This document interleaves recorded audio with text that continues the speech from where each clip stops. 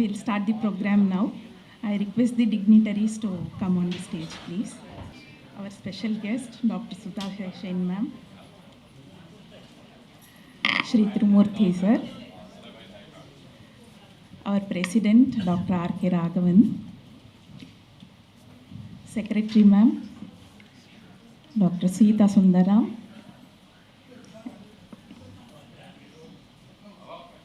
and Director in charge, Dr. K.S. Balasubramanian. अत्र उपस्थितेभ्यः मान्येभ्यः विद्वत्तल्लजेभ्यः संस्कृत अभिमानिभ्यश्च मम स्वागतपूर्वकप्रणामाः. Good evening to one and all present here. Before we start, a gentle reminder to put all the mobile phones in the silent mode, please. As is our tradition, let us begin the auspicious occasion with a Vedic prayer by the students of the Rigveda Patashala Adambakam. I request the audience to stand for the Vedic prayer, please. Om Shri Gurubhyo Namaha Hari Om Gananam Tva Ganapatim Havamahe Kavim Kavinamopamashravastamam ज्येष्ठराजं ब्रह्मणां ब्रह्मणस्पत आनश्रण्वन्नो दिभिस्सेदसादनम् ॐ श्रीमहागणपतये नमः प्रणो देवी सरस्वती वाजेभिर्वाजिनीवती धीनामवित्र्यावतो ॐ श्रीमहासरस्वत्यै नमः वेदवातस्य वर्तनिमुरोर्विश्वस्य बृहतः वेदाये अध्यासाते ॐ श्रीवेदपुरुषाय नमः साक्षान्मूलप्रमाणाय विष्णोरमिथतेजसे आद्याय सर्ववेदानां ऋग्वेदाय नमो नमः ॐ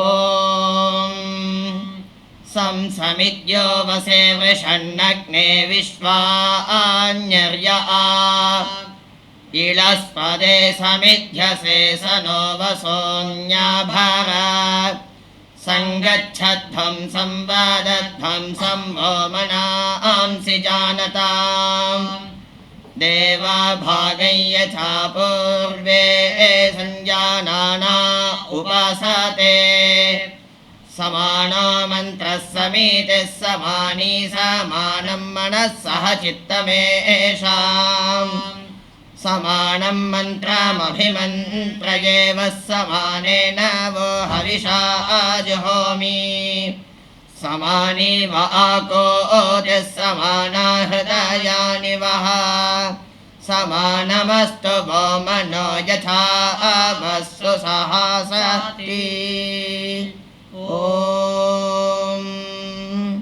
Dhanyavadaha. May I now request our respected President, former Director CBI New Delhi and former High Commissioner of India to the Republic of Cyprus, Dr. R.K. Raghavan, to give the welcome address. Manyaha Mukhya Atithayaha Sri Tirumurti Mahadyayo Adarniya Srimadi Sudha Seshayyan महाभागाः अत्र उपस्थिता अन्ये सज्जनाः संस्कृत अभिमानिनः अस्मिन् शुभ अवसरे कृपस्वामी Shastri संशोधना समित्याः 75th पंचसप्तति वार्षिका महोत्सव आरम्भे युष्माभ्यं सर्वेभ्यः सप्रणमां सांजलि बंदम स्वागतम निवेदामि. On this auspicious occasion of the 75th anniversary celebrations of the Kuppasamy Sastri Research Institute, I offer hearty welcome to you all with folded hands. Serving the cause of Sanskritic and Indological research for 75 years without any interruption is by no means a small achievement. The Sastri Research Institute was established in 1945 in memory of the great savant Mahabudaya Vidya Vachaspati Darsana Kalanidhi Kulapati Professor Kuppasamy Sastri, who was the first principal of the Madras Sanskrit College. Appropriately, this institute, named after him, was established in the same premises. During these 7.5 decades, the institute has been engaged in high-class research in the field of Sanskritic and Indological studies. Great men of wisdom have served this institute under various capacities during these years. The institute has published around 100 books, monographs on various topics like Vedic studies, classical literature, language, grammar, Nyaya, Mimamsa, Yoga, Agamas, ancient Indian mathematics and astronomy, Vedanta, and so on. The Journal of Oriental Research, which was originally started by Professor Kuppasamy Sastri in 1927, was handed over to the institute in 1945 and is being published till now. It is internationally acclaimed as one of the best journals in the field of Sanskritic research. The institute has also been organizing many seminars and conferences in which reputed scholars across the globe have participated. Apart from these, the institute continues to hold periodical lectures and on different topics. The institute library is of international standard. It boasts of 65,000 books, many of which are a rare collection gifted by great scholars. It also possesses around 1,300 palm leaf manuscripts, all of which have been digitized. We are now in the process of digitizing old and rare books.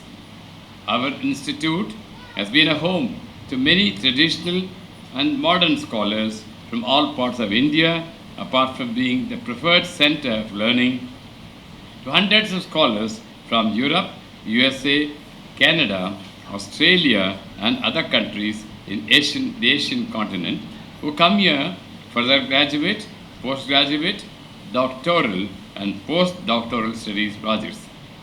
Being affiliated to the University of Madras for the past 4 decades, the institute has produced more than 70 MPhil and PhDs. Some of these dissertations have been already published. During this 75th year, I am happy to say that we propose to bring out more than 25 books on various topics and also organize 2 national seminars and 2 workshops. Today marks the inauguration of this important landmark in the annals of our institute. To make an auspicious beginning of our year-long activities, we are fortunate to have you, Sri T.S. Tirumurti, with us. Sri Tirumurti needs no introduction. As an illustrious background, many of us know his contribution to Indian foreign policy. He has served in many foreign countries like Egypt, Switzerland, USA, Thailand, and Malaysia. He also served as Secretary of Economic Relations in the Ministry of External Affairs. India was elected to the UN. When India was elected to the UN, Tirumurti was the permanent representative of India to the UN. He has also played a vital role in Indian diplomacy with regard to the Taliban and the Russian invasion of Ukraine, etc., making our view clearly to other nations. He also finds time to author books such as Kissing the Heaven, the Kailash Manasarovar Yatra, Clive Avenue, Chennai Vasi, and so on. I am immensely happy to welcome Sri Tirumurti on behalf of the Kuppasamy Sastri Research Institute. It is befitting that he should inaugurate our 70th anniversary, release the books, and honor the authors and prominent donors. Hearty welcome to you. Dr. Sudha Seshayyan again needs no introduction. She is a former Vice-Chancellor of Dr. MGR Medical University. Earlier, she was Director of the Institute of Anatomy and Vice Principal of Madras Medical College. She also served as Professor and Director of the Institute of Anatomy, Madurai Medical College, Head of the Department of Anatomy at Sandy Medical College. Her book on anatomy has been well acclaimed. She has also contributed to Britannica Thagaval Kalanjiyam, Tamil version of Britannica Encyclopedia, and also an encyclopedia titled Maruttuva Kalanjiyam. She has given innumerable talks and lectures in her field across the country. An excellent Tamil orator, Dr. Seshayyan, is a much sought after person in all parts of Tamil Nadu and other places. Dr. Sudha has received many awards, including the Best Performance Award of Appreciation by the State Health Department, Kalai Mamani Award by Tamil Nadu Government, Pravachana Sudamani by Krishnagana Sabha, Astika Pravachana Ratna by Astika Samaj, Sollin Silver Award by Government of Tamil Nadu, just to name only a few. Recently, she was honored for completing 100 talks on Kambaramayana.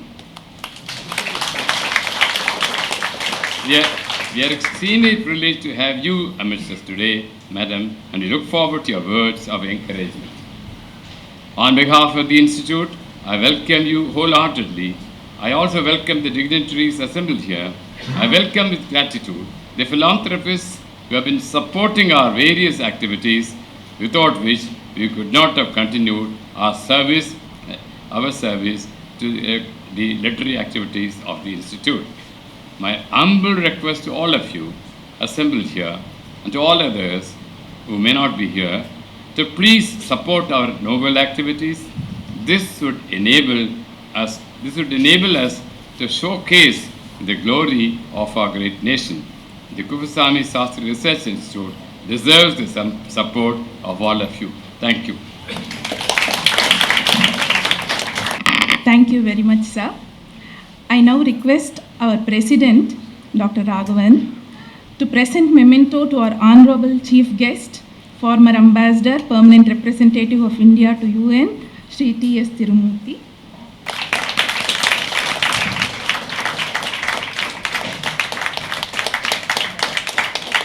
I now request our President to present a memento to our Honorable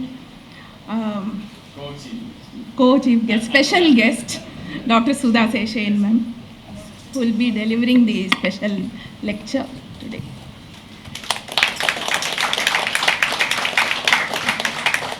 Thank you, sir. I now request our Secretary, Dr. Sita Sundaram, to present a brief report of the activities of the Kuppuswamy Sastry Research Institute. Sabaye. The Kuppuswamy Sastry Research Institute was founded in March 1944 by scholars, friends, students and admirers of Professor Kuppuswamy Sastry under the chairmanship of Dr. A. Lakshman Swamy Udaliyar, the then Vice-Chancellor of the University of Madras. The Kuppuswamy Sastry Research Institute, or KSRI, was formally inaugurated on 22nd April 1945 by Sri S.V. Ramurthy, ICS, advisor to the Governor of Madras Presidency. Renowned personalities like Right Honorable V.S. Srinivas Shastriyar, Dr. S. Radhakrishnan, C.P. Ramsa Meyer, Padma Bhushan K. Balasubramanian, Sri Vayyapuri Pillai were actively associated with the Institute as President, Secretaries and members. Padma Bhushan Dr. V. Raghavan, Sanskrit scholar of international repute, was the founder secretary and mainstay of the Institute. The Institute is aptly situated in the Sanskrit College Premises in Mylapore, where Professor Kuppuswamy Sastry served as the first principal.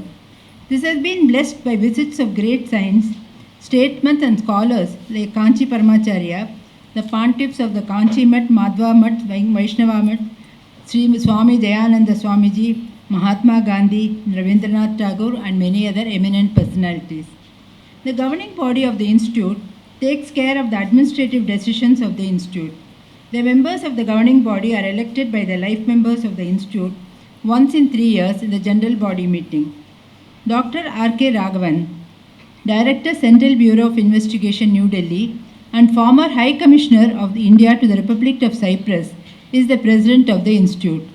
The institute is headed by a director and 2 deputy directors and 4 assistant professors who assist the scholars in their pursuit of MPhil and PhD programs. The director, as the academic head of the KSRI, also attends to the administrative function of the institute.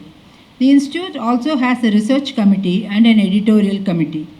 The historical achievement in brief: at the Silver Jubilee celebrations in 1971, the birth centenary of Professor S. Kuppuswamy Shastri in 1981, the recognition under Adarsha Shodh Chamta in 1983, affiliations from renowned institutions in 1983, the Golden Jubilee celebrations in 1994, and the commemoration lectures and valedictory function in 1996.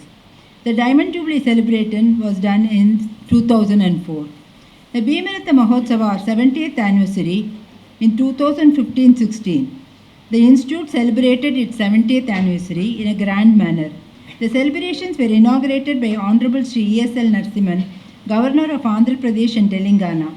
National seminars on Tattvatraya, environmental and ecological awareness in ancient India, workshop on ancient Indian mathematics, Sanskrit and Tamil Nadu were organized in our campus, in which leading scholars and senior professors from different parts of India participated. The valedictory function was presided over by Sri M.K. Narayanan, former Governor of West Bengal, with a special address by Sri K. Parasaran. Lectures on Patanjali's Mahabhashya, Dhyanabindu Upanishad, Chaturyuga calendar, Shiva temple and temple rituals, Kuppuswamy Shastri memorable volume, and Paduka Sahasram, Tamil transcomposition and English translation in 2 volumes, were brought out during this period. The period 2017-22 was a challenging one for the institute. For more than 2 years, the regular academic and other works of the institute were affected due to the pandemic caused by COVID-19. However, the institute did not lag behind in its academic progress, as 8 of its PhD and 5 MPhil candidates were awarded their respective degrees by the University of Madras. This was an achievement.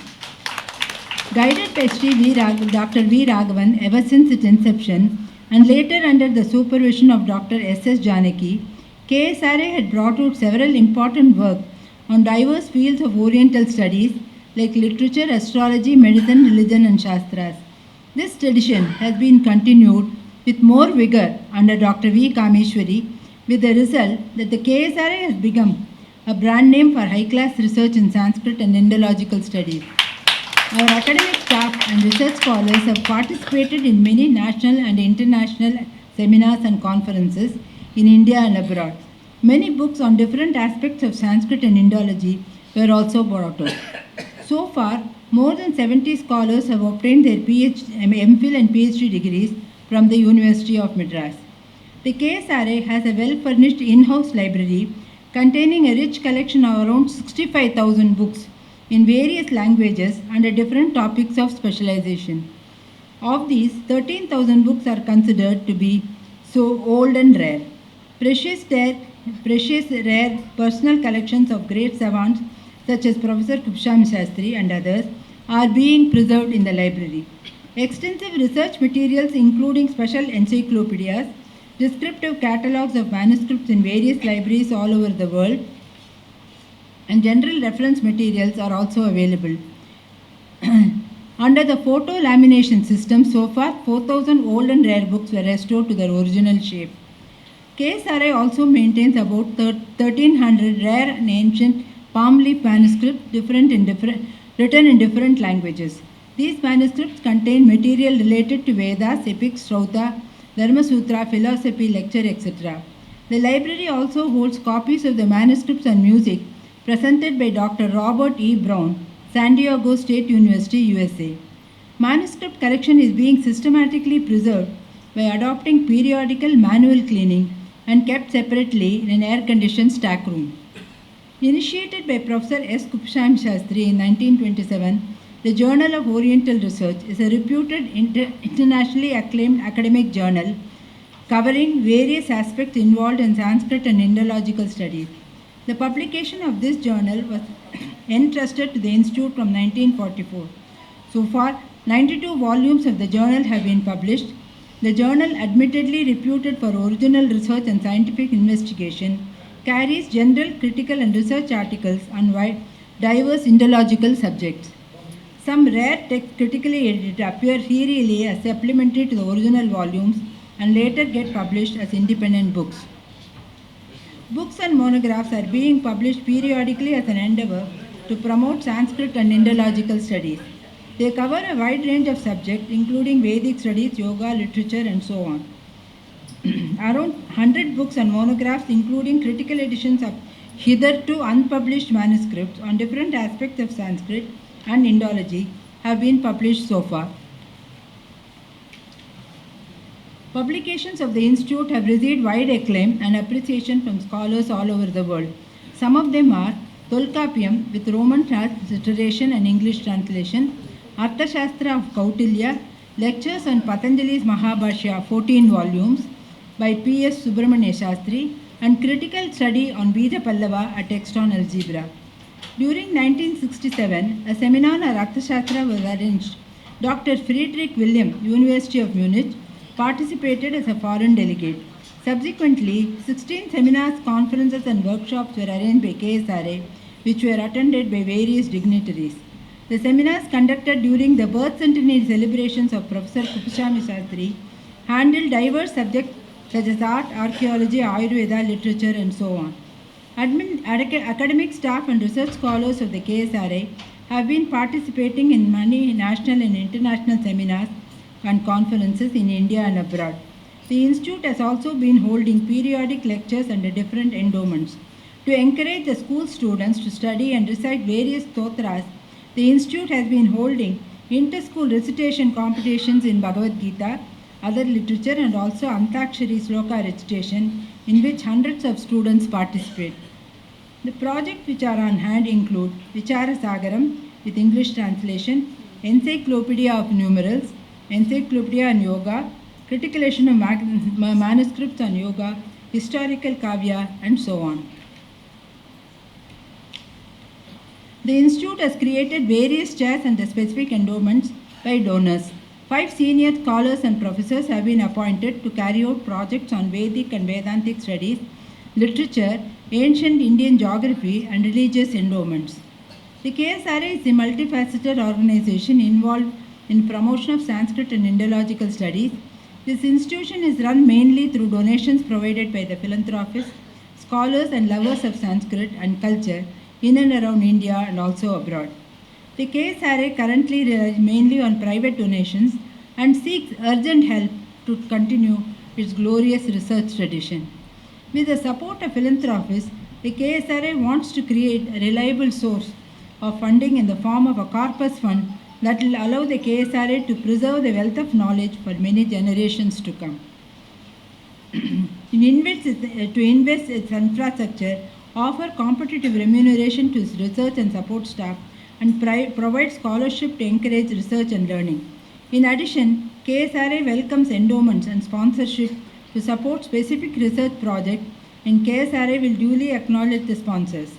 KSRI appreciates any timely help from donors, which is 100% income tax exempt under Section 3513.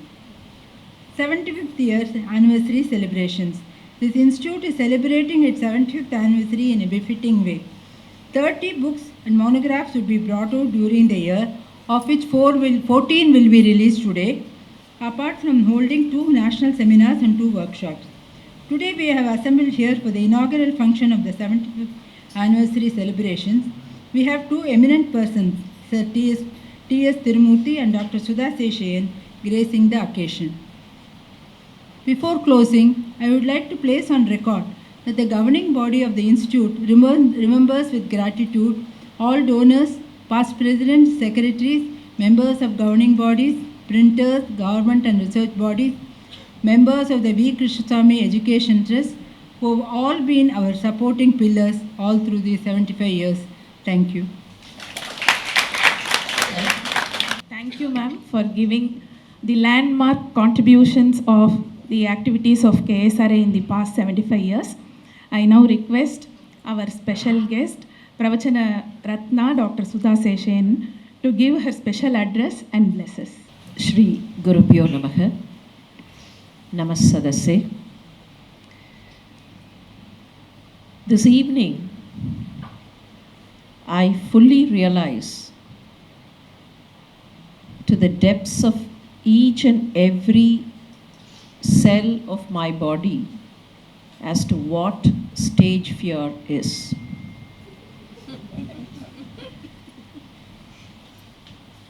I'm groping for words with the two towering personalities on the dais.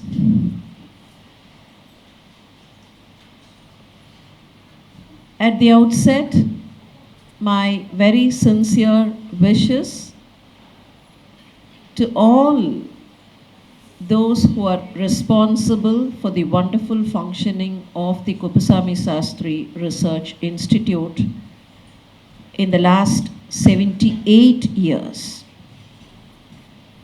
I do understand the 75th year celebrations have been pushed by 2 years due to the COVID-19 pandemic.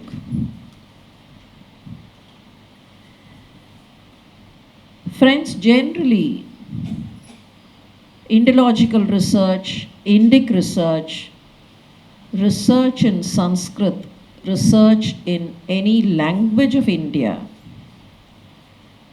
many of us tend to think these are not of practical use. These are not necessary for one to lead a prosperous life in the present world. The COVID-19 pandemic caught us unaware, and that is when several terms went into the everyman's vocabulary. People did not know what was social distancing until then. Everybody started talking about social distancing, physical distancing, PPE, vaccination, and so on. However, if you go into what Indic knowledge says, you would be surprised. I was just flipping through some of the papers which belong to the time when the King Institute of Preventive Medicine was inaugurated in the then city of Madras. King was a public health expert.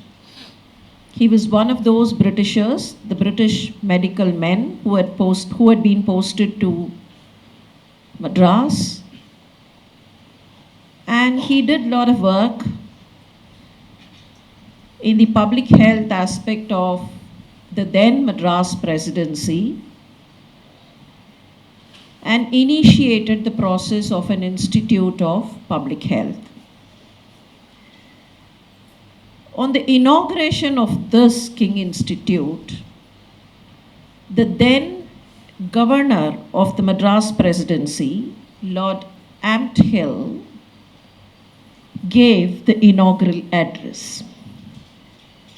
And in that inaugural address, Ampthill quoted from the ancient works of India, of Bharat. Many of us think inoculation and vaccination were brought to the world by people like Edward Jenner.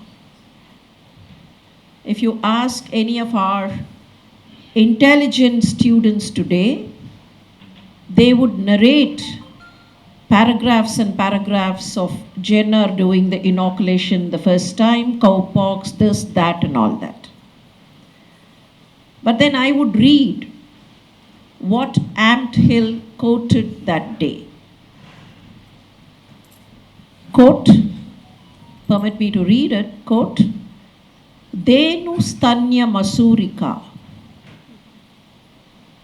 naranam cha masurika, tajjalam bahumolascha, Sastratena grihitavan bahumolaccha sastrani raktolpatti karani cha tajjalam rekta militam spotaka jwara sambhavam. A clear narration of the methodology. Take the fluid from the udder of the cow, take it to the human being, the bahumolam, which is the shoulder area,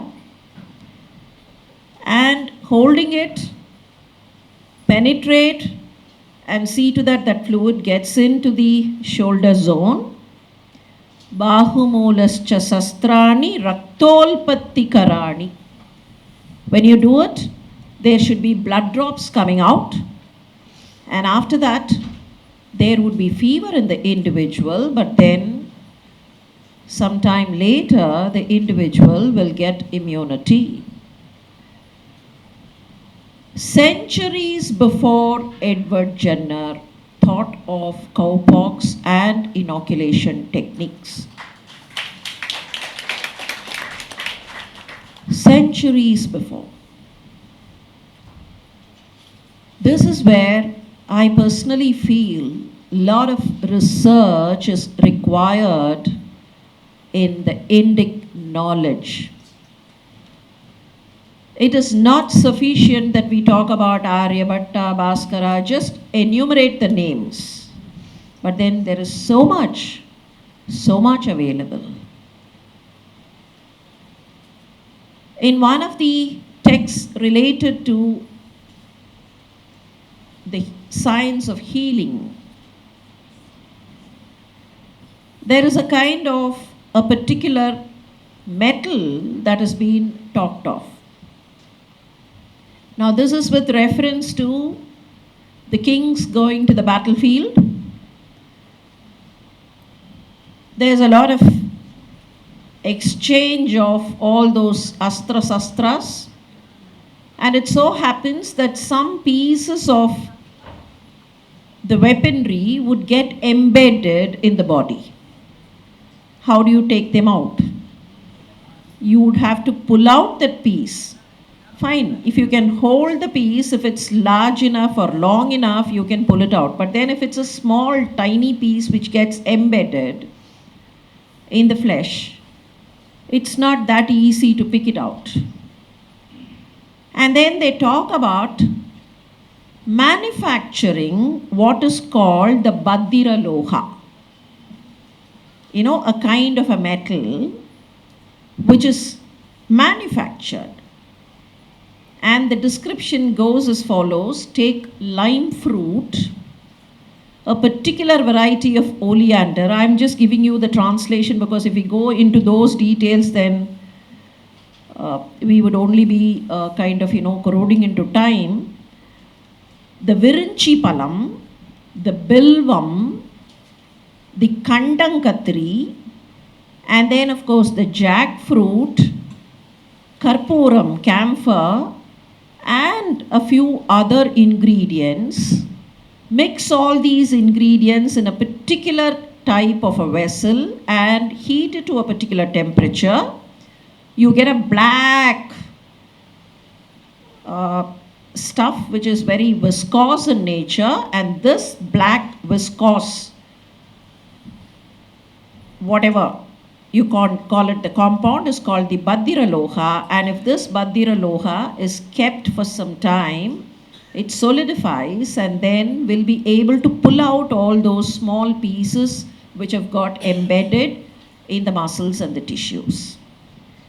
Now, I'm not trying to say this would definitely be a kind of a metal or a kind of a concoction which would pull out whatever that's got embedded. But have we ever tried all these? Have we ever even looked at all these things and have we tried to work out if this is possible or not? We are blissfully unaware. It's not only in Sanskrit literature, but then in Indian literature for that matter, Sanskrit being the base. There's so much of information available, And a scientific approach would only be to check if these things are possible. Unfortunately, the larger world has not tried to look at all these things. And that is where the work of the Kuppusamy Sastry Research Institute becomes glorious, that a consistent stream of research work is being carried out here. And I stand here to congratulate all those who are associated with this institute, and especially my very good friend Kameshwari.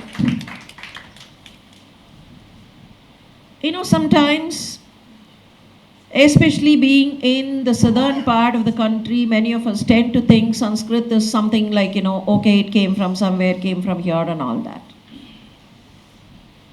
But as a vivid Tamil literature learner, I have found there is so much of interaction or so much of interpolation between Sanskrit and Tamil.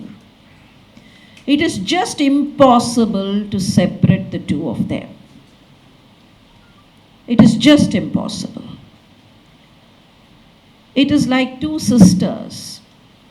If the two sisters are born in the same house, they grow up in the same house, it's customary for the parents to say, மூத்த பொண்ணுக்கும் இளைய பொண்ணுக்கும் சம்பந்தமே இருக்காது, இவ வேற மாதிரி அவ வேற மாதிரி.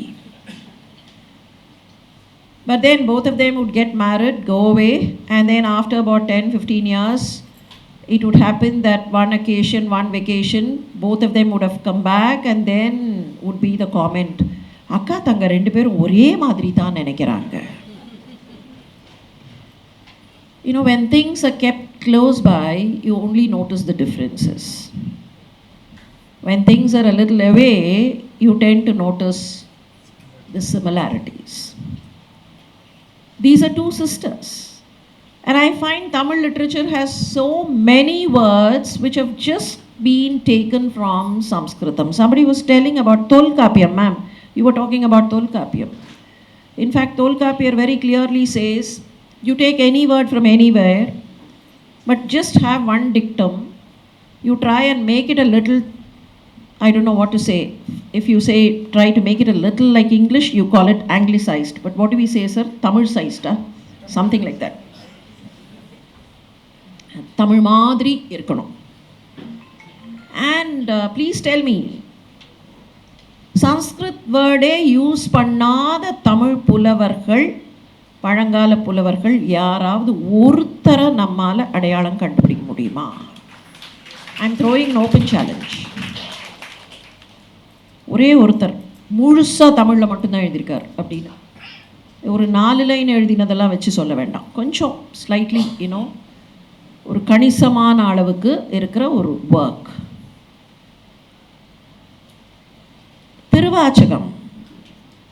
Tiruvachakam has so many Sanskritam words in it.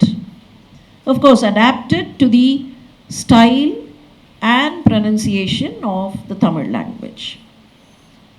Of course, Namashivaya, சரி அது நமச்சிவாய அது வேற வழி இல்லை, ஏன்னா அது பஞ்சாட்சரம், அது அப்படியே தான் யூஸ் பண்ணணும். But there are so many other words. Unfortunately, we don't even understand the meaning of such words. That is what is my great worry and great fear, because in due course we would lose the meaning of such words. We would lose the word itself. Tiruvachakathla, Sivapuranathla, there is a particular word. Many of you would know those lines. Namachivaya varga, Nadan Thal varga, இமைப்பொழுது மென்னெஞ்சில் நீங்காதான் தாழ்வாழ்க. இது அப்படியே போகும். கோகழியாண்ட குருமனிதன் தாழ்வாழ்க, ஆகமமாகி நின்ற அன்னிப்பான் தாழ்வாழ்க, வேகம் கெடுத்தாண்ட வேந்தன் அடி வெல்க. It go. இது நடுவில் என்னாகும்?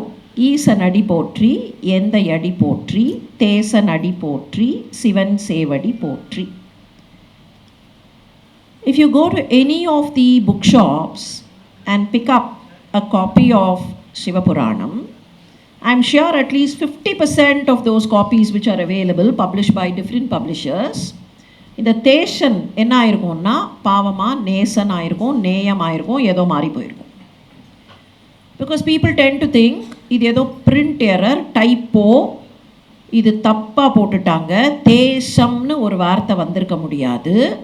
ஸோ தே சே நேசம் அண்ட் தென் மேக் இட் தமிழைஸ்ட், நேயம் அப்படின்னு மாற்றி நேயன் அடி போற்றி.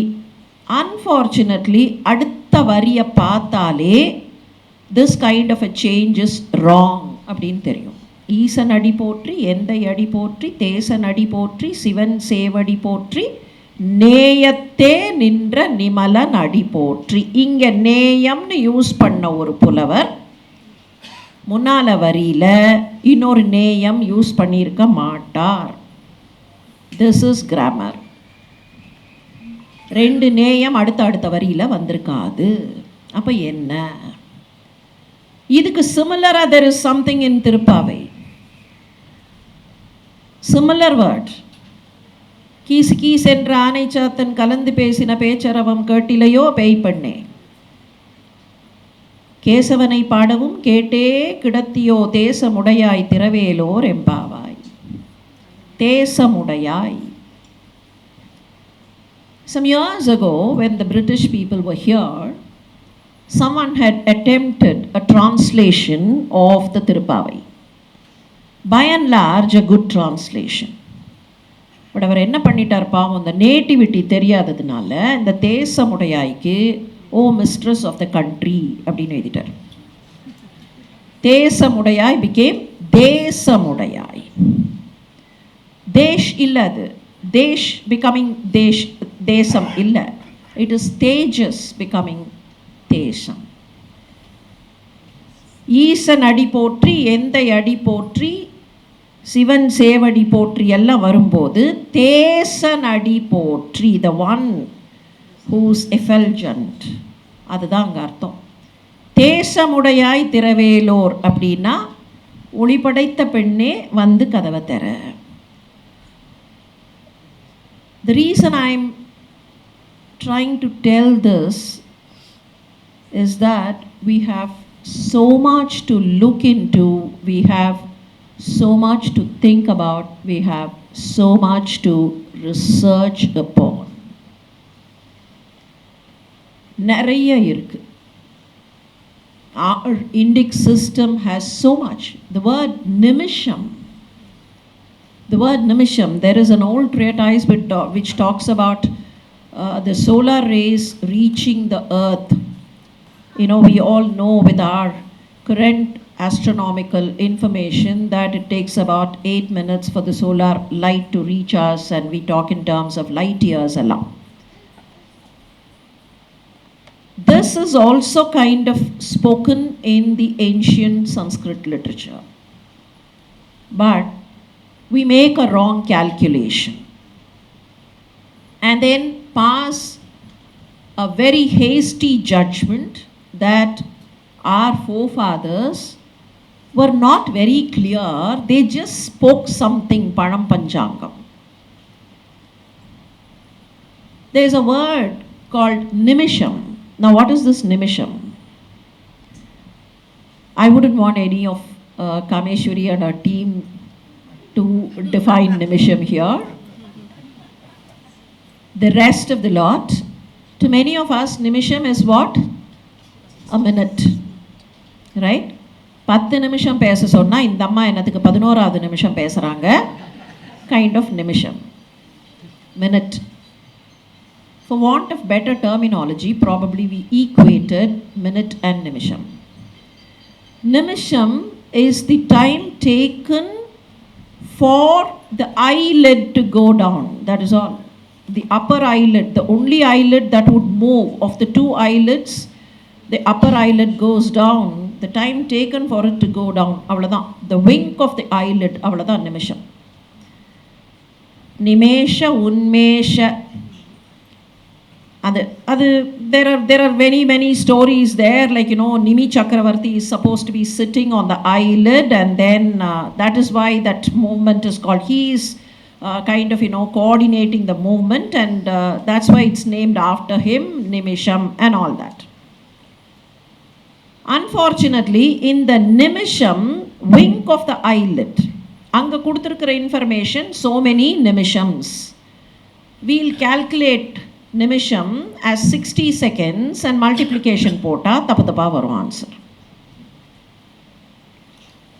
Now, one small little word. I'm not even talking about paragraphs or chapters and books. One small little word. And if we do not read the word the right way, we land in confusion and then say our forefathers were wrong. There are so many things to be researched into. Sir was talking about, Ramayana. It's in both Valmiki Ramayana and Kamba Ramayana that you find there is a mentioning of sun being seen in the middle of the night close to the North Pole. It's there in Valmiki Ramayana, it's there in Kamba Ramayana. When Anjaneya flies to go and search for the herbs in the Sanjeevani mountain, which is close to the Uttarakuru, which is almost the North Pole, he is not in a position to start with, find out which is the Sanjeevani mountain, and then suddenly he would see the sun's light. He gets perturbed because he has been instructed that he will have to bring the herbs before the dawn. Only then people can be revived. So he would only think, oh my God, I delayed and it's dawn time now. What's the point of me taking all these herbs? I've not even found the mountain. Then I have to go and search for the herbs. All that. And suddenly he'll remember, that's a curse that he had. He will forget whatever is required at the required point of time. And suddenly he'll remember, oh my God, I forgot, close to the North Pole, the sun would be visible even in the middle of the night. Now, does that coincide with the land of the midnight sun? And we've not even thought of all these things. I'm not trying to say that everything is there in ancient Indic wisdom. No. Let's be open about it. There are things where people can go wrong. Science understands that what was true yesterday will not be true today. So many things have changed. So it's not the argument that everything is there in the Indic system, but then we still have not opened our eyes to many things in the Indic system. Let's evaluate and probably take what is required, or if we find something worthwhile, why not adapt it? Why not adapt it? And to me, Indic system is not only what is available in the text, but then it is also the kind of life that we have been acclimatized to. The kind of life, the kind of material that we have used in our construction, the kind of things with which we have become adapted. We will have to understand that every place has its own features and qualities. We are taking from somewhere and we are trying to go for this kind of a floor. And I'm sure many of you would understand, many of you would have experienced the difficulty that we all face when we walk on this kind of a floor. I'm perennially scared because I had 2 falls. I'm perennially scared to keep my feet, I keep dangling. I'm scared if I would fall down or what. And I remember those days as small children, we used to kind of wash our hands and then do this kind of a thing, and all water droplets sprinkling all over, and nothing happened. After 2-3 minutes, everything had dried up and nobody fell down. That was because what is required for the body, such kind of material were used, and that was Indic knowledge. Today we are trying to take the Western knowledge, try to think of materials which do not fit our lifestyle and try to use them. And what is the point of people saying today all diseases, especially joint diseases, have gone up? Yes. Did you ever think of all these kinds of surgeries into the joints those days? Did not our grandfathers and fathers walk even when they were 70 plus and so on? What happened? The elastic recoil is lost. We're trying to use material where there is no elastic recoil and our joints are all screaming. They're crying, we don't even hear them. So it's Indic knowledge is not only the kind of, narration of names and say, yeah, our people knew that, but then so much of practical Indic knowledge which is available will have to be researched into. And my request to the Kuppusamy Sastry Research Institute would be, now that you're into your 8th decade or 9th decade, or as you're progressing into your 9th decade, please consider expanding your research potential and research avenues and try bring out all this information which is available in our own Sanskritam. Sanskritam is the basic. Okay, every other language, like let's forget the differences. Every other language of India has drawn from Sanskritam. Idu munnaliya, adu munnaliyala வேண்டாம். எது முன்னால இருந்ததோ எது பின்னால இருந்ததோ இப்போ இவ்வளவு இருக்கு, அதை we have not even tapped. நிறைய இருக்கு, டேப் பண்ணுறதுக்கு நிறைய இருக்கு. Numbers, the way numbers have been portrayed, I'm sure all of you know.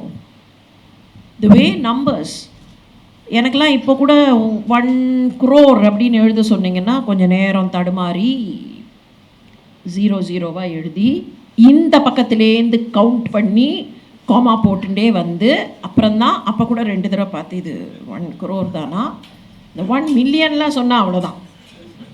Lakhs and crore சொன்னாலாவது கொஞ்சம் எழுத வரும். இந்த மில்லியன் பில்லியன்லாம் சொன்னால் பில்லியன் எவ்வளவு ட்ரில்லியன் எவ்வளவு நிச்சயமாக புரியாது. But then our people have given names. 10 to the power of 8 is so much, is called this. 10 to the power of 9 is called this. அப்போது எவ்வளோ கான்செப்டுவலைஸ் பண்ணியிருக்கணும். கான்செப்டுவலைஸ் பண்ணலைன்னா it's very difficult to think of numbers like 10 to the power of 35. The Yajurveda talks about a rishi preparing himself to do a yajna the next day. வேறு ஒன்றும் இல்லை, simple scenario. நாளைக்கு யாகம் பண்ணணும். So he is trying to pack the சமித்து கட்டு, அவ்வளோதான் சமித்து கட்டு.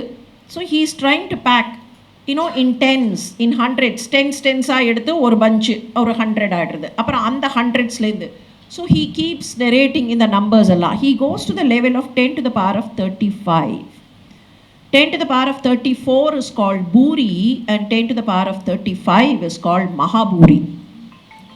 10 to the power of 35 na எத்தனை ஜீரோ போடுறது? The way they have conceptualized, அதை கான்செப்டுவலைஸ் பண்ணலைன்னா அப்படி ஒரு நம்பரை யூஸே பண்ண முடியாது. We cannot even think of it. So there's so much available, so much material there, so much of wisdom available.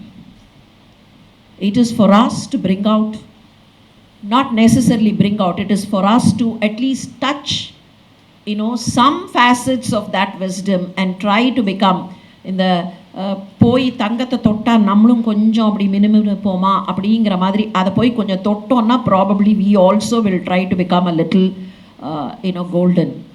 So my request to the Kuppusamy Sastry Research Institute, whatever you've done is great and wonderful, and sustaining a research institute especially in language and Indic studies, pradhanama language, it's very difficult because I belong to that generation. I don't know Dr. Tirumurti and Raghavan sir, I belong to that generation. When I came into the college, people kept on saying, you don't have to bother about language.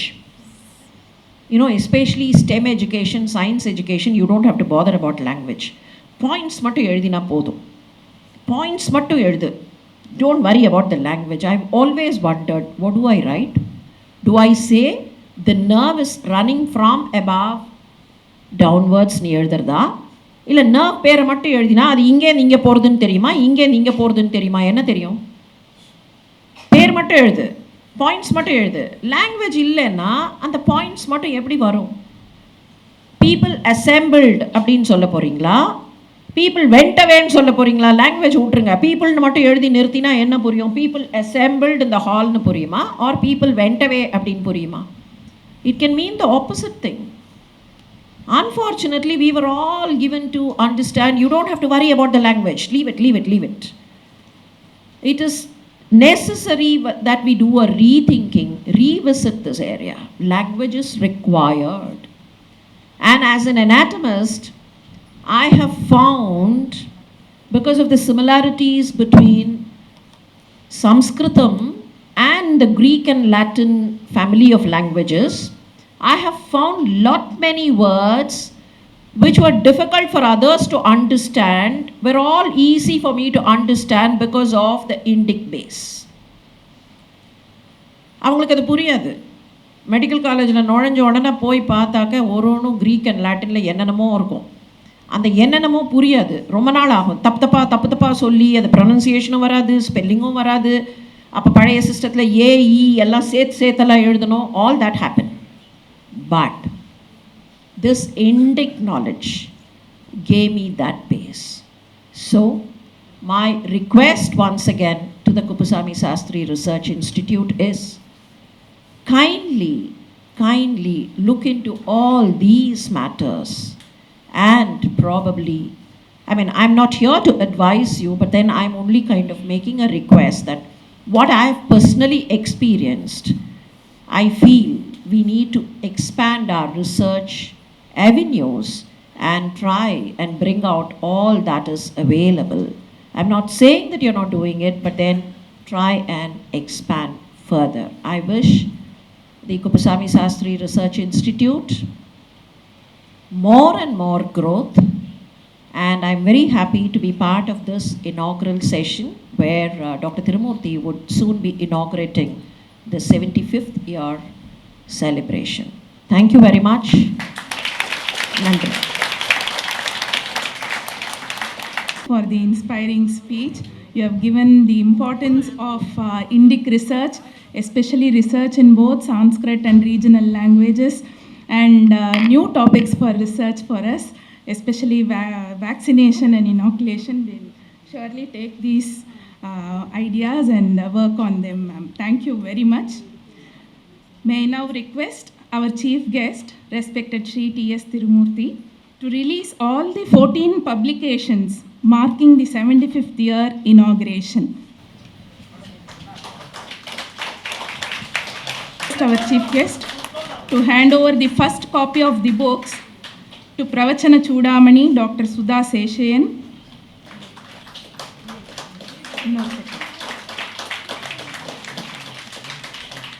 I request our president to hand over a set of books to Shri T.S. Tirumurti.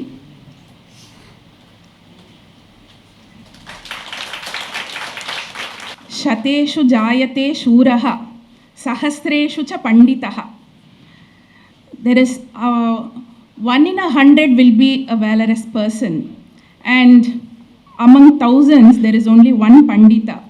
Vakta dasha sahasreshu, an orator in 10,000. Data bhavativa nava. And this is said by Vyasa in the Mahabharata. He says that it is very difficult to find donors. And today we are fortunate to have all these four here. Shuras, Vakta, great orators here, and our donors. The institute is fortunate and has always been supported by generous philanthropists. And on this occasion, we request respected Shri T.S. Tirumurti sir to honor our prominent donors. Shri A. Krishnamurti, Chairman, Amalgamation Group, Shri Vijay Santanam, Managing Director, Breaks India,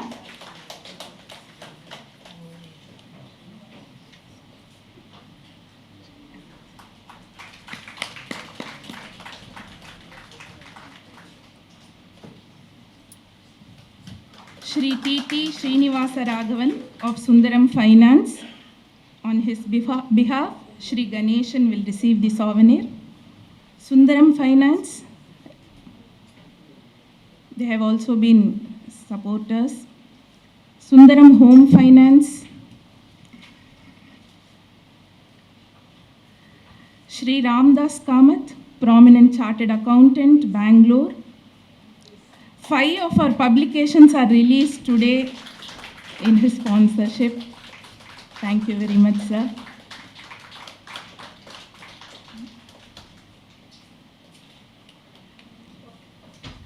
Shri S. Santana Krishnan, prominent chartered accountant of PKF Sridhar and Santanam, represented by Shri C. Ramakrishnan.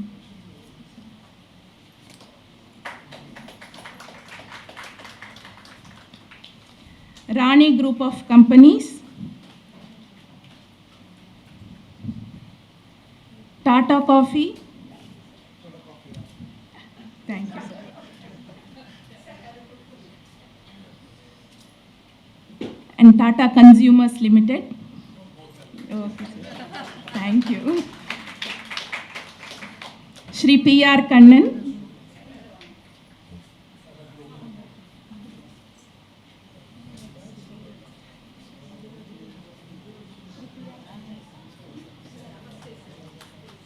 Shri P.R. Kannan,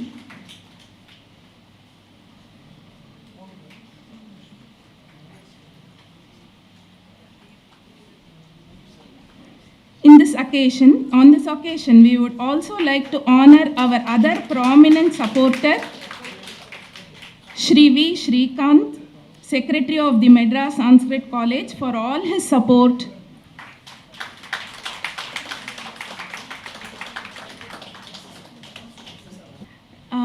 Now we would like to honor the authors of the 14 publications.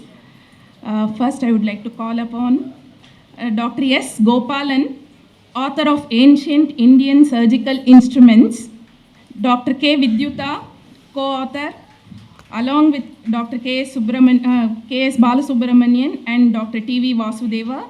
They have authored Shivaswarodaya book. Dr. S. Muthulakshmi, author of Yoga Sangraha,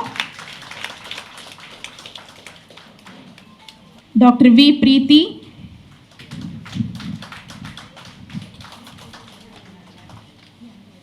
Dr. Rama Kalyani, author of Glimpses of Mathematics in Ancient India, Mrs. Srimati, Executive Director of IOB, will receive the copy. I think they have not come. Dr. Sita Sundaram, History of Ancient Indian Algebra. Ms. Ramya Bhatt,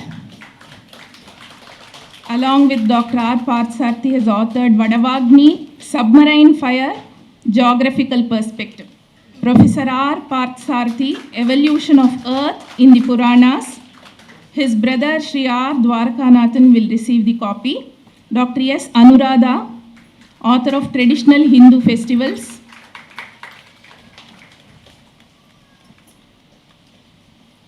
Dr. Vasmati Rajaram, author of Town Planning in Ancient India. Her brother-in-law, Shri B.V. Subramanian, will receive the copy on her behalf.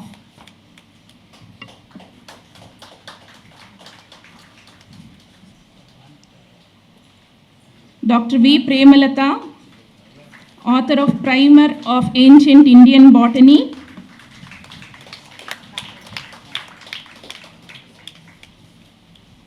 And Dr. P.C. Muralidharan, the author of Krishi Parashara.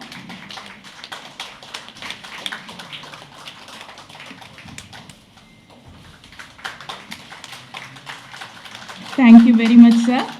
On this occasion, we would also like to honor the printers, Mr. Ramchandran of Harish Printers, Mr. Ravi of Vignesha Printers, Shri B. Ganapati Subramaniam for all his support in our publications,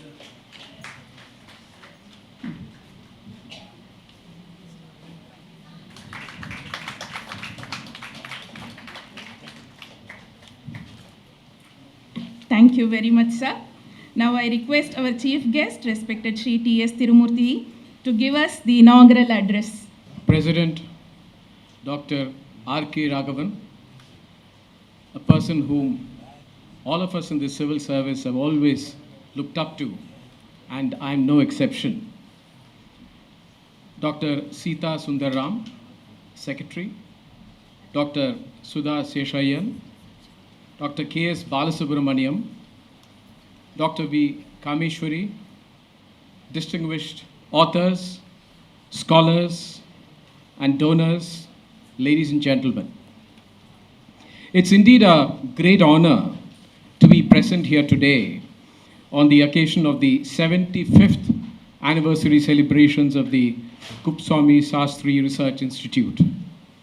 And I thank President Dr. R.K. Raghavan for his very generous words, and the Director, Secretary, and other office bearers for this invitation.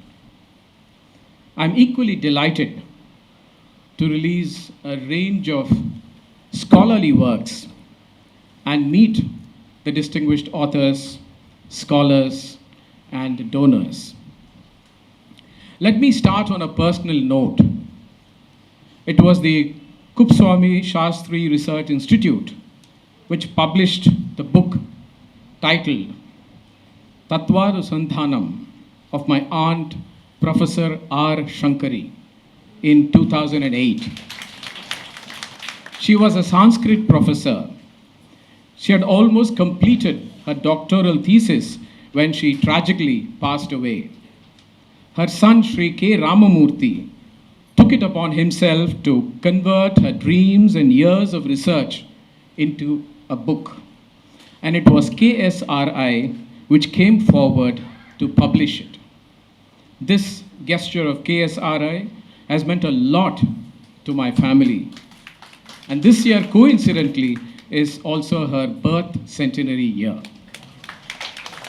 Allow me to pay tribute, my humble tribute, to Professor Kupswami Shastri, an extraordinary personality who devoted his entire life to Sanskrit Indology and unraveling the greatness of India. It is people like him who have kept the greatness of our heritage and civilization alive, especially during the colonial period. Thanks to his vision, our vibrant intellectual and philosophical moorings have been nurtured. I also pay tribute to his family and the dedicated scholars of KSRI for keeping the tradition of knowledge and intellectual rigor alive in our part of the world.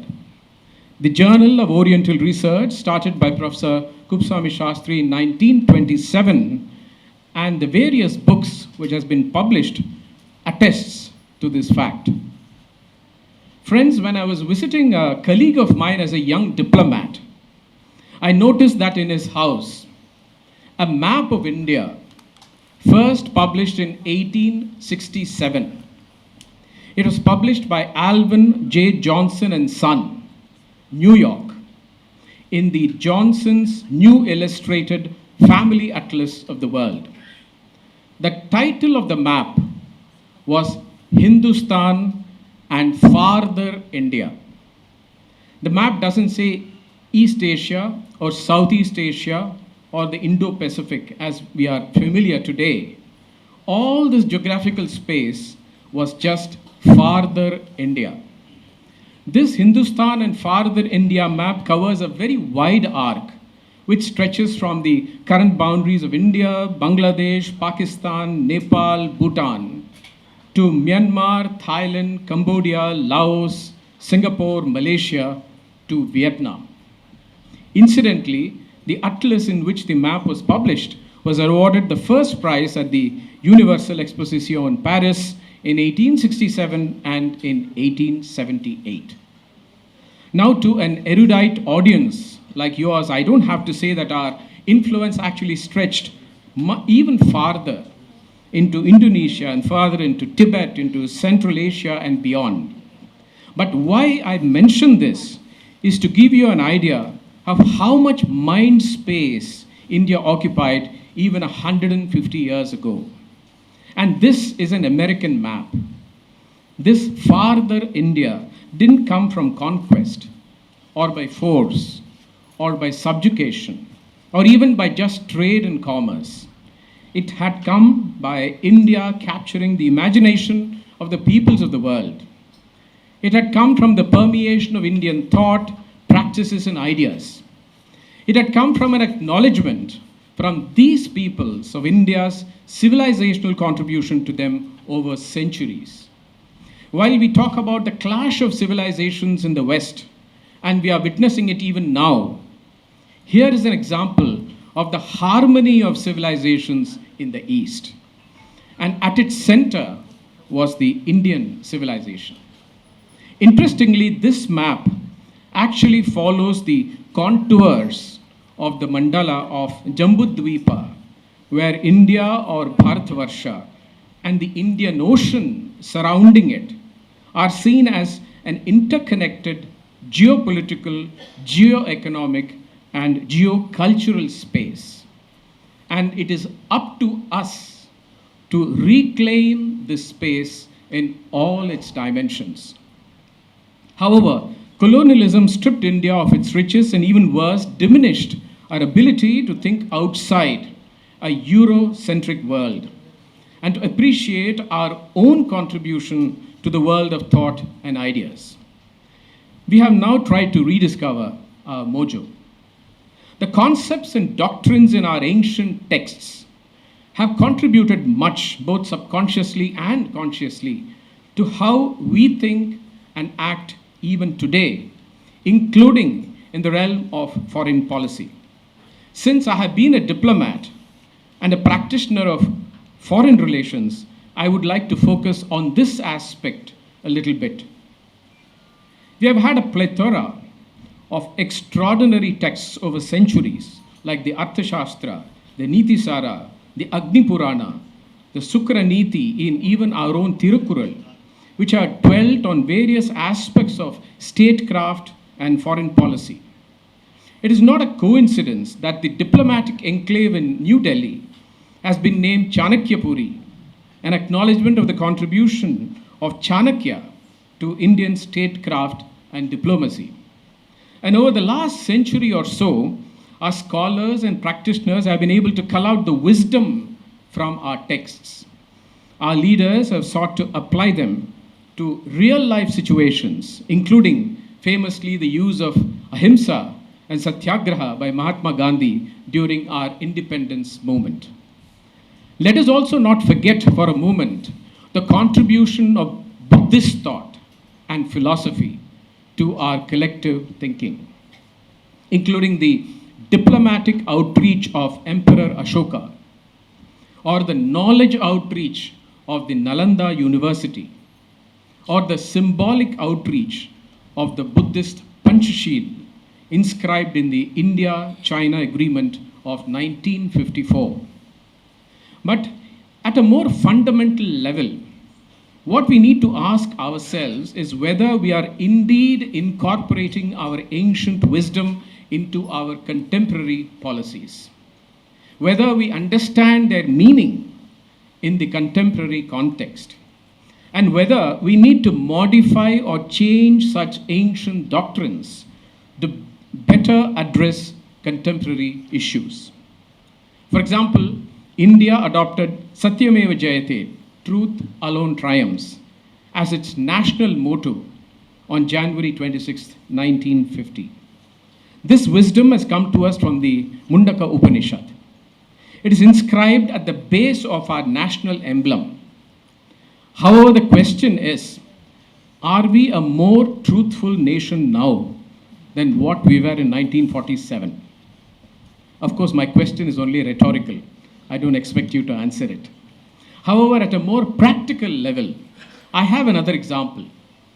We have adopted another great thought from the Maha Upanishad, Vasudhaiva Kudumbakam. The world is one family. This is widely regarded as a great contribution to our thinking on foreign policy, and rightly so. The world is indeed one family. In fact, when I was representing India in the UN Security Council, I was the president of the Security Council in August 2021. During our presidency, I was very keen to have one high-level meeting on Vasudhaiva Kudumbakam so that this thought gets embedded in the council text. But I realized later that the government had something even more significant in store. It adopted Vasudhaiva Kudumbakam as the theme of India's G20 presidency for this year. One Earth, one family, one future. And I'm delighted that they did so. However, it is equally important for us to understand where this concept, Vasudhaiva Kudumbakam, can be used and how it can be used. For example, when I was secretary in the Ministry of External Affairs, I was in charge of India's assistance to other countries, particularly the global south. We were in fact disbursing billions of US dollars as lines of credit, grant assistance, etc. And one of the guiding principles for our assistance to other countries is adopting a demand-driven approach. That is one of our guiding principles. And what it means is our assistance will be guided by the priorities of the receiving country. And it will be driven by what that country wants, rather than by what we want to give. This is what we call the demand-driven approach. So I mentioned this to my then External Affairs Minister, Srimati Sushma Swaraj, about how the concept of Vasudhaiva Kudumbakam fits very well with our assistance program for our neighborhood, Africa, and the global south. So when I mentioned this to her, she immediately said, Tirumurti ji, be very clear of its meaning when you apply the concept of Vasudhaiva Kudumbakam to your assistance to other countries. So I was naturally caught by surprise. And I asked her, what is this about? And she explained that when we talk about Vasudhaiva Kudumbakam, we talk of a family. That you're all aware. And in a family, let us say there is a mother and two children. And one is a well-fed, stocky child, and another one, an emaciated child, let us say. The well-fed child may want one more glass of milk. The emaciated child may not want milk at all. But the mother will ensure that the glass of milk will actually go to the emaciated child. And because that child needs the extra glass of milk. Now, so in a family, the mother gives what the child needs and not necessarily what the child wants and what the child demands. Therefore, Sushma ji said that if you apply the true concept of Vasudhaiva Kudumbakam, the world is one family, to our assistance program to other countries, then it cannot be a demand-driven approach, which is driven by what the country wants, but it will be a needs-driven approach, because a family is all about what one needs and not what one wants. So this conversation made me realize how important it is for us to begin with, to understand the true meaning between the old and the new is required. These examples are obviously not exhaustive but illustrative. The first set of such challenges relates to issues which are, as I said, global in nature. The world of today is far more globalized than any time in history. Many of the challenges now need global solutions, not just regional or national solutions. Climate change and environment, for example, energy, sustainable development, technology, especially cyber, and of course pandemics like COVID-19. These are all bigger than what a single nation state can deal with. The fact that India has always been open to cross-pollination, quite literally being at the crossroads of history and geography, has made it easier for us to embrace globalization. But since they are not traditional challenges but global challenges, we need to bring together the wisdom of the past and the new doctrines of the present.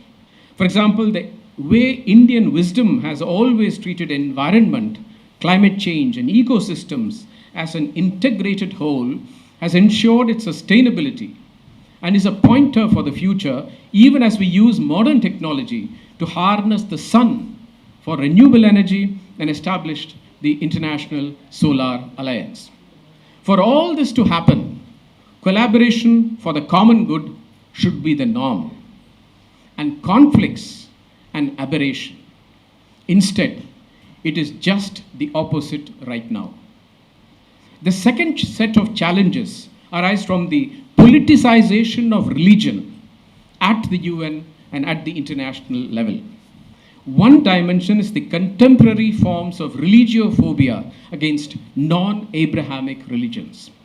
It is no secret that the UN has traditionally mirrored Christian values. In fact, numerous Christian sculptures and symbols dot the UN. A rare exception is the 11th century idol of Surya, the sun god, gifted by Prime Minister Indira Gandhi in 1982 to the United Nations. And it stands majestically overlooking the corridors leading to the UN General Assembly. However, on 15th March last year, the UN General Assembly passed a resolution on the International Day for Combating Islamophobia, sponsored by the Organization of Islamic Cooperation. For the first time, combating hatred against one specific religion was elevated to an international day. With Islam being added to the Christian and the Jewish mix in the UN, the hate against the three Abrahamic religions, namely the Islamophobia, anti-Semitism, and Christianophobia, got exclusive reference in UN texts with the support of the West and Islamic countries. And let me state clearly here that we should rightly condemn all phobias against all religions. Let there be absolutely no doubt about it. What is effectively happening is the division on religious lines, Abrahamic and non-Abrahamic. What I have been emphasizing in my recent writings is that these phobias have led to a religious alliance of convenience of Abrahamic religions. However, attacks against non-Abrahamic religions have actually increased exponentially in the last decade. Examples abound, particularly in the recent past. You have all seen violent attacks against Hindus, Sikhs, Buddhists, and others, including their places of worship. This hatred is seen in our neighborhood and is already spreading across the West, especially in the US, UK, Canada, Australia, etc. Motivated anti-India elements like the Khalistanis and Islamic extremists and radicals are only taking advantage of this, and they have launched attacks abroad. India was the first country to alert the UN Security Council of this in October 2021.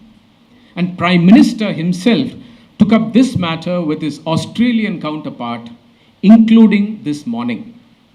The world cannot afford to see itself being divided vertically on religious lines. All religiophobias need to be treated equally. In fact, in the West, hate and disaffection is being spread against their own citizens who are practicing non-Abrahamic faiths. Nothing can be more self-defeating. It is short-sighted and dangerous. But even more worrying is the silence of the West on this matter. In spite of our traditional reticence in foreign policy to get involved in religious issues, pluralistic democracies like India will have to take the lead in the matter of contemporary forms of religiophobia. Another dimension to this politicization of religion is the surge of terrorism in the name of religion. In our own neighborhood, in Asia, in the Middle East, and now, of course, even more in Africa. Much as we keep saying that terrorism has no religion, we need to have a robust global approach to tackle and eliminate radicalization and terror, perpetrated in the name of religion. The third set of issues pertain to challenges which are ironically agnostic to religion, philosophy, or even the concept of a nation state. This pertains to the march of technology, especially cutting-edge technology and artificial intelligence. Here, we don't even know who our enemy is. And ironically, again, we may be our own enemy. And our dependence on this is so much now that every activity of our lives is guided by this. How we use technology collectively for the common good of humanity and counter its adverse and dangerous fallout is an uncharted territory and the challenge of the future, which probably goes beyond what our inherited wisdom envisaged. Friends, never has the need to collaborate with each other been more important, and never has the world been so divided. These contemporary challenges cannot be met only by a reinterpretation of Arthashastra or other ancient texts, just as we cannot rely only on new contemporary thought to tackle them. We need a synthesis, and the great service which our scholars and our researchers can do is to synthesize both our past and our present for the sake of our future. I thank KSRI once again for doing me this great honor of inviting me for this really a momentous occasion. Let me conclude by hoping that the idol of Lord Surya inside the UN premises and the bust of Mahatma Gandhi installed in December 22 in the north lawns of the UN show us all an inclusive way forward, and to all the UN member states. I thank you once again.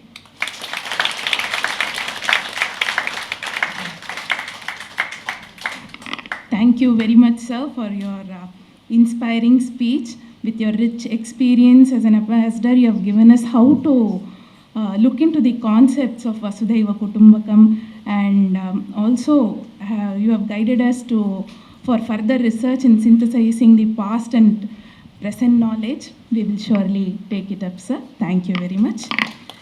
Now I request our Director in charge, Dr. K.S. Balasubramanian, to give the vote of thanks.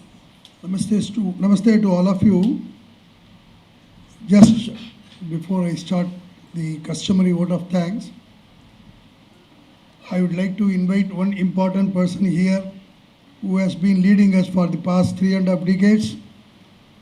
She should be recognized, honored by all of us. Please give a standing ovation to Dr. Kameshwari. I request Madam Sudha Seshayyan to hand over our memento to her.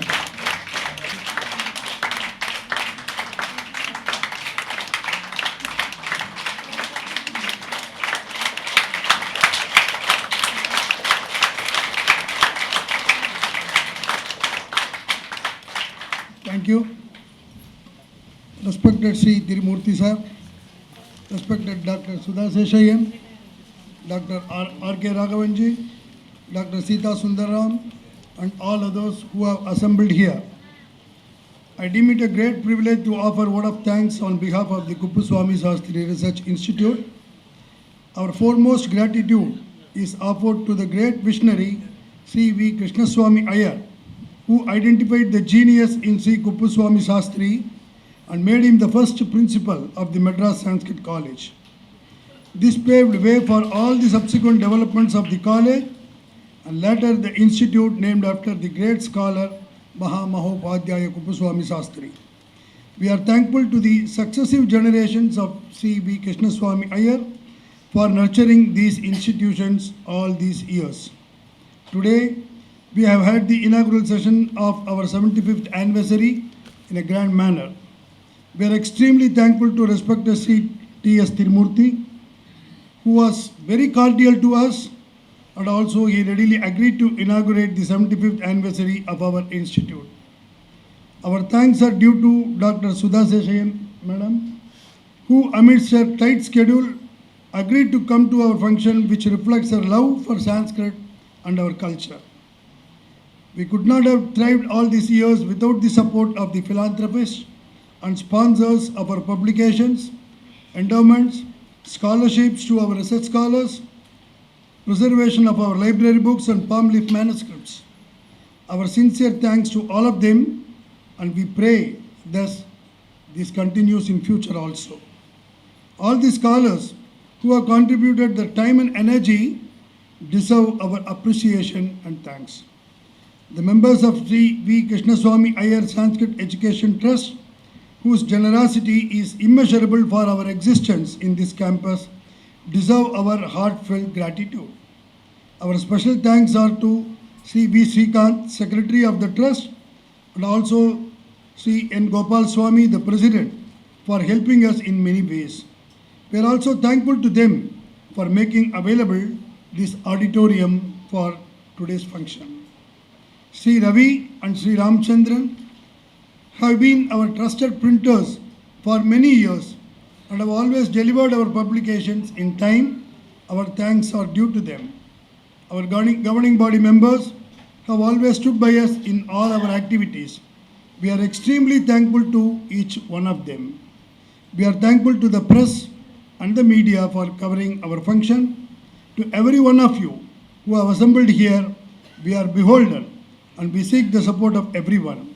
We are also willing to extend all the academic assistance to anyone in the field of Sanskrit and Indology. Thank you all. Now, I request all of you to stand for the national anthem.